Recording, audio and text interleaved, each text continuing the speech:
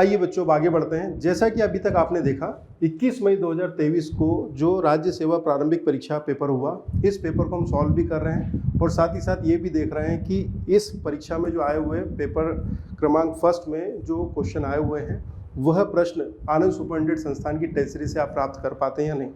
अभी तक हमने देखा शुरुआत के प्रश्न क्रमांक 1 से लेकर प्रश्न क्रमांक 10 तक।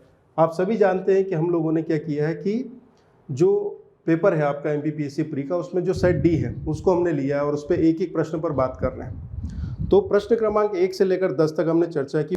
उन 10 प्रश्नों में से 8 प्रश्न आपको आनंद सुपरटेंडेंट संस्थान की टेस्ट सीरीज से प्राप्त हो जाते हैं। अब हम आगे बढ़ते हैं 11वें प्रश्न की ओर। प्रश्न है आपके सामने कि वर्ष 2011 की जनगणना के अनुसार निम्नलिखित में से किस राज्य में जनसंख्या वृद्धि दर सर्वाधिक थी। ये प्रश्न आया हुआ है सेट डी में, क्वेश्चन नंबर 11। आप सभी जानते हैं हम सेट डी पर ही चर्चा कर रहे हैं। इस प्रश्न का उत्तर भी आपको पता है, उत्तर है मेघालय। अब ये जो प्रश्न है क्या ये टेस्ट सीरीज से था, आइए देखते हैं। अगर हम देखें मध्य प्रदेश राज्य लोक सेवा आयोग प्रारंभिक परीक्षा 2022 के लिए जो टारगेटेड टेस्ट सीरीज चलाई गई थी उसमें टॉपिक वाइज टेस्ट डाले गए थे 260। उन टॉपिक वाइज टेस्ट में यूनिट नंबर 4 में हम लोगों ने क्या किया है, यूनिट वाइज पेपर डाले, यूनिट नंबर 1 से लेकर यूनिट नंबर 10 तक। तो यूनिट नंबर 4 के टेस्ट नंबर 1 में क्वेश्चन नंबर 33 आप सब चेक करिए, आपके पास टेस्ट सीरीज उपलब्ध है। इसमें आपने देखा क्वेश्चन नंबर 33, 2011 की जनगणना के अनुसार निम्नलिखित में से कौन सा राज्य सर्वाधिक दशकीय जनसंख्या वृद्धि दर दर्शाने वाले प्रथम 3 राज्यों में शामिल नहीं है। इस प्रश्न की व्याख्या अगर आप देखेंगे तो आपको यहाँ दिख जाएगा मेघालय। सर्वाधिक दशकीय जनसंख्या वृद्धि दर आपको देखने को मिलती है मेघालय में 27.9%, लगभग 28% है ये। तो ये प्रश्न आपको टेस्ट सीरीज से मिल जाता है, अच्छी बात है। अब हम आगे बढ़ते हैं प्रश्न क्रमांक 12 पे। प्रश्न क्रमांक 12 जो कि सेट डी का है, दक्षिण पूर्व एशिया की सीमा पार नदी मेकांग निम्नलिखित में से किस देश से नहीं गुजरती है। आप सभी जानते हैं इस प्रश्न का उत्तर है बांग्लादेश। जो मेकांग नदी है वो बांग्लादेश से नहीं गुजरती है। अब क्या ये आनंद सुपरटेंडेंट संस्थान की टेस्ट सीरीज से मिलेगा प्रश्न, आइए देखते हैं। Targeted test series 2022 topic wise test unit number 4 विश्व के महाद्वीप टेस्ट नंबर 3 प्रश्न क्रमांक 38। ध्यान दीजिएगा, वर्ल्ड ज्योग्राफी के यूनिट नंबर 4 वाले सेगमेंट में अगर आप देखेंगे टेस्ट नंबर 3 में क्वेश्चन नंबर 38 और वहाँ पर एक प्रश्न है कि दक्षिण पूर्व एशिया की सबसे बड़ी नदी मेकांग नदी है। मेकांग नदी किस देश से होकर नहीं गुजरती है। एग्जैक्ट उसी भावार्थ के साथ ये प्रश्न है, ऑप्शंस अलग अलग है, आंसर मिलेगा बांग्लादेश और साथ ही एक मैप भी डाला गया है। आप सभी से निवेदन है कि इसकी डिटेल आप चेक करें और ये प्रश्न का उत्तर यहाँ से बनता है कि बांग्लादेश से होकर मेकांग नदी नहीं गुजरती है। तो हमने प्रश्न क्रमांक 11 देखा, प्रश्न क्रमांक 12 देखा और ये दोनों ही टारगेटेड टेस्ट सीरीज से थे। अब प्रश्न क्रमांक 13 की तरफ चलते हैं। 30 नंबर क्वेश्चन सेट डी में, वर्ष 2011 की जनगणना के अनुसार निम्नलिखित में से किस राज्य में महिला साक्षरता दर, ठीक है, प्रतिशत रूप में सर्वाधिक है। आंसर आपको पता है, इसका आंसर मिलेगा आपको मिजोरम। उपरोक्त प्रश्न आपको कहाँ देखने को मिलता है, इसमें आप आ जाइए targeted test series 2022 FLT full length test, test number 34। कुल 40 FLT पेपर बनाए थे, उसमें से 34 नंबर पेपर में क्वेश्चन नंबर 50 देखिए आप, ठीक है। तो अगर आप यहाँ देखेंगे क्वेश्चन नंबर 50, एक बार फिर से रिपीट करा दूँ, MPPSC targeted test series 2022 FLT क्रमांक टेस्ट नंबर 34, इसमें आप चेक करिए क्वेश्चन नंबर 50। वर्ष 2011 की जनगणना के अनुसार भारत में महिला साक्षरता की दर कितनी है। तो इसमें आंसर मिलेगा आपको 64.64%, ये आंसर है। परंतु अगर आप इसकी डिटेल में देखने जाएंगे तो डिटेल में आपको यहाँ देखने को मिलेगा कि सर्वाधिक साक्षरता वाले राज्य घटते क्रम में सबसे ज़्यादा आपको मिलेगा केरल में 94.0%, फिर दूसरा ऑप्शन है मिजोरम 91.33%। चूँकि ऑप्शन में केरल नहीं था, ऑप्शन में मिजोरम था, तो आंसर है मिजोरम। इसलिए इस प्रश्न की व्याख्या से मिजोरम आंसर आप लगा सकते हैं। तो अभी तक हमने देखा 11 नंबर, 12 नंबर और 13 नंबर, ये सभी प्रश्न बने हैं। अब 40 नंबर क्वेश्चन पे चलते हैं। सेट डी के 40 नंबर क्वेश्चन को देखिए, 90 ईस्ट रीज 90 डिग्री पूर्वी रीज निम्नलिखित में से कौन से महासागर में स्थित है। आंसर आपको पता है, ये है हिंद महासागर। अब ये प्रश्न आपको क्या टारगेटेड टेस्ट सीरीज में देखने को मिलता है, उत्तर है हाँ। FLT क्रमांक 31 पर जाइए, सभी से मेरा निवेदन है, टारगेटेड टेस्ट सीरीज क्रमांक 2022 टेस्ट नंबर 31 प्रश्न क्रमांक 70, ठीक है। तो फिर से रिपीट कर रहा हूँ, MPPSC targeted test series 2022 FLT क्रमांक 31 और क्वेश्चन नंबर देखिए आप 70। 90 ईस्ट रीज कहाँ पर स्थित है? सीधा का सीधा प्रश्न है, जैसे उठा के रखा हो, और प्रश्न का आंसर भी मिलेगा आपको। 90 ईस्ट रीज हिंद महासागर स्थित है, कटक का नाम है, जो कि यहाँ हिंद महासागर में स्थित है, और इसको हमने सॉल्व भी कराया है, आप चाहें तो वीडियो देख सकते हैं। आगे बढ़े। तो आपने अभी तक देखा बेटा कि क्वेश्चन नंबर 11, 12, 13 और 14 ये चारों प्रश्न एग्जैक्ट आपको टेस्ट सीरीज में मिले। अब हम क्वेश्चन नंबर 15 पे चलते हैं। एशिया में निम्नलिखित में से कौन सा देश स्थल रुद्ध अर्थात लैंड लॉक देश नहीं है? अब ये जो प्रश्न है जो कि MPPSC में आया हुआ है, इसका आंसर आप सभी जानते हैं कि आंसर इसका थाईलैंड। अब क्या ये प्रश्न आपको टारगेटेड टेस्ट सीरीज में मिलता है? मैपिंग वाले क्वेश्चन हमने काफ़ी किए हैं। इसमें देखिए टॉपिक वाइज टेस्ट नंबर 2022 में विश्व के महाद्वीप टेस्ट नंबर 3 प्रश्न क्रमांक 1, टेस्ट पेपर नंबर 3 में क्वेश्चन नंबर 1 पर जाइए आप, और यहाँ पर क्वेश्चन नंबर आपको 1 मिलेगा। प्रश्न है कि निम्नलिखित देशों में से कौन सा देश स्थल रुद्ध नहीं है? और इसमें से Mongolia, Nepal, Bhutan, Turkmenistan, Uzbekistan, Kyrgyzstan ये सभी लैंडलॉक कंट्रीज़ हैं। आंसर है डी, इसमें से कोई नहीं। फिर इसकी व्याख्या में आइए, और व्याख्या में अगर आप देखेंगे तो चीन, वियतनाम, थाईलैंड, कंबोडिया, इंडोनेशिया आदि जो देश हैं वो लैंडलॉक नहीं है। हमने एशिया महाद्वीप को देखा, मैपिंग पे काम किया, और थाईलैंड आपको देखने को मिलेगा कि लैंडलॉक नहीं है।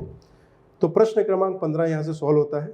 इसके बाद में हम 21 मई 2023 के सेट डी के क्वेश्चन नंबर 16 पर चलते हैं, और ये प्रश्न काफ़ी डिटेलिंग में है और काफ़ी चर्चा में भी रहा, काफ़ी चर्चा हुई भी है ना, परंतु आंसर आपको पता है कि भारत में पवन ऊर्जा क्षमता महत्वपूर्ण वृद्धि हुई।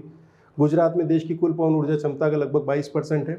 वर्ष 2021 में तमिलनाडु की पवन ऊर्जा क्षमता देश की कुल क्षमता का लगभग 24% थी।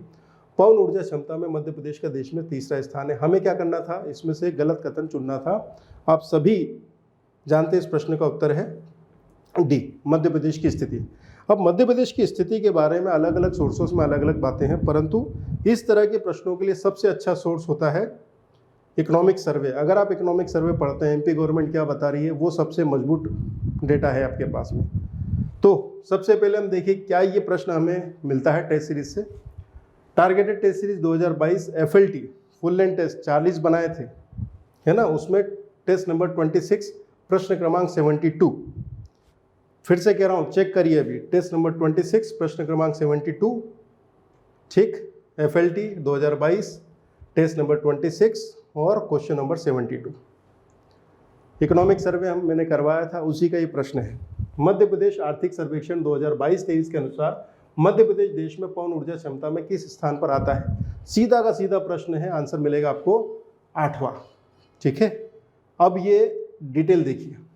मध्य प्रदेश आर्थिक सर्वेक्षण 2022-23 के अनुसार मध्य प्रदेश में पवन ऊर्जा की क्षमता, उत्पादन क्षमता 15,404 मेगावाट है, और इस आधार पर मध्य प्रदेश देश में 8वां स्थान रखता है। और फिर ये टेबल जो कि इकोनॉमिक सर्वे से ही ली गई है, ये मैंने इकोनॉमिक सर्वे पूरा पढ़ाया आप लोगों को क्वेश्चन बना के। और यहाँ पर देखिएगा पवन ऊर्जा की रैंकिंग क्षमता में हम 8वें स्थान पर हैं, लघु पनबिजली में 4थे स्थान पर, बायोमास पावर में 2रे स्थान पर, सौर ऊर्जा के मामले में 4थे स्थान पर। तो इस प्रश्न का जो सबसे बेहतर डिटेलिंग हो सकता है वो यही है। तो एक सोर्स तो हो गया, और कहाँ मिलता है? इसी प्रश्न का उत्तर आपको टॉपिक वाइज टेस्ट नंबर 8 में मिलेगा, ठीक है। इसमें इकोनॉमिक सर्वे पर ही बात हुई है, मैंने आपको बताया कुछ देर पहले कि इकोनॉमिक सर्वे पढ़ाया था। इसमें टेस्ट नंबर 2 पे क्वेश्चन नंबर 11 पूरा का पूरा economic survey question answer form में बताया था इस बार प्रश्न बना के, और ये प्रश्न आपको यहाँ मिलता है और इसका आंसर भी आपको यही मिलेगा। तो भैया 11, 12, 13, 14, 15, 16 6 के 6 प्रश्न मिले। अब बात करते हैं 17 नंबर पे। भारत में लौह अयस्क के संबंध में निम्नलिखित में से कौन सा कथन सत्य नहीं? हमारे देश में मुख्यतः हेमेटाइट, मैग्नेटाइट लौह अयस्क के भंडार है, ये है, वो है, फलाना है, ठिकाना है। अब ये जो प्रश्न है बड़ा विस्तृत है, कॉन्सेप्चुअल है, ठीक है। क्या इस प्रश्नों को हम ढूंढ पाते? एज इट इज तो मिल पाना ऑलमोस्ट इम्पॉसिबल है, परंतु क्या हम इसको सॉल्व कर पाएंगे? आइए सॉल्यूशन देखते हैं। पहले तो सबसे पहले देखें targeted test series 2022 topic wise test number है दूसरा हमारा संपूर्ण भूगोल में। अगर हम चाहेंगे तो वहाँ पर क्वेश्चन नंबर 11 देखिए। क्वेश्चन नंबर 11 क्या है? भारत में लौह अयस्क के भंडार के प्रमुख क्षेत्र क्या है? देखिए 4 स्टेटमेंट है। इन 4 स्टेटमेंट्स को अगर आपको कोड करना है, सही करना है, गलत करना है, तो उससे संदर्भ में क्या कोई प्रश्न उसके बारे में जानकारी देता है, हमें ये ध्यान रखना पड़ेगा। तो भारत में लौह अयस्क के भंडार के प्रमुख क्षेत्र उड़ीसा का मयूरभंज, कर्नाटक का संदूर पहाड़ी, छत्तीसगढ़ का बेलाडेला क्षेत्र, और ऑप्शन डी है उपरोक्त सभी। तो इस प्रश्न के उत्तर में है डी। तो यहाँ पर क्या हो रहा है, भारत में लौह अयस्क के जो क्षेत्र है उन पर बात हो रही है, यानी कि 2 स्टेटमेंट आप चेक कर सकते हैं इसी एक प्रश्न से। एक प्रश्न ये आपको जानकारी दे रहा है, इसके बाद में दूसरा टॉपिक वाइज टेस्ट नंबर आ जाएगा 3, भूगोल में ही चलेंगे। और Madhya Pradesh topic wise test के अंतर्गत अगर आप देखेंगे संपूर्ण भूगोल टेस्ट नंबर 3 क्वेश्चन नंबर 7। तो टेस्ट नंबर 3 में क्वेश्चन नंबर 7 अब क्या है, भारत में पाए जाने वाले या वाला लौह अयस्क है, हेमेटाइट, मैग्नेटाइट, लिमोनाइट, उपरोक्त सभी। तो हेमेटाइट और मैग्नेटाइट के बारे में जो चर्चा हुई थी उस कथन का जो सॉल्यूशन है वो आपको यहाँ मिल जाता है। तो ये दोनों प्रश्न सॉल्व करके आप उन चारों स्टेटमेंट का आंसर कर सकते हैं और इस तरह से इस प्रश्न का आंसर आप कर सकते हैं। तो क्वेश्चन नंबर 17 का आंसर भी आपकी टेस्ट सीरीज में है। अब आगे चलते हैं question number 18, set D. Question number 18 क्या है, वर्ष 2020-21 में, है ना, ये एक डबल टाइप हो गया है। वर्ष 2020-21 में निम्नलिखित में से कौन सा राज्य देश में मूंगफली का सबसे बड़ा उत्पादक था। मूंगफली का सबसे बड़ा उत्पादक राज्य गुजरात है, पर क्या टेस्ट सीरीज में मिलेगा, आइए देखते हैं। Targeted test series 2022 topic wise test में चलते हैं। यूनिट नंबर 4 में जो डला हुआ है संपूर्ण भूगोल वाला पेपर है, टेस्ट नंबर 4 है, क्वेश्चन नंबर 4 चेक करिए अभी टेस्ट सीरीज निकाल के आप लोग। देश में सर्वाधिक मूंगफली का उत्पादन किस राज्य में होता है, सीधा सीधा प्रश्न है, एक लाइन का और एक लाइन का ही आंसर है। देश में सर्वाधिक मूंगफली का उत्पादन गुजरात राज्य में होता है।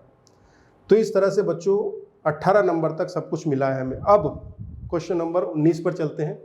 एटलस पर्वत किस महाद्वीप में स्थित है, अफ्रीका, उत्तरी अमेरिका, दक्षिण अमेरिका, ऑस्ट्रेलिया।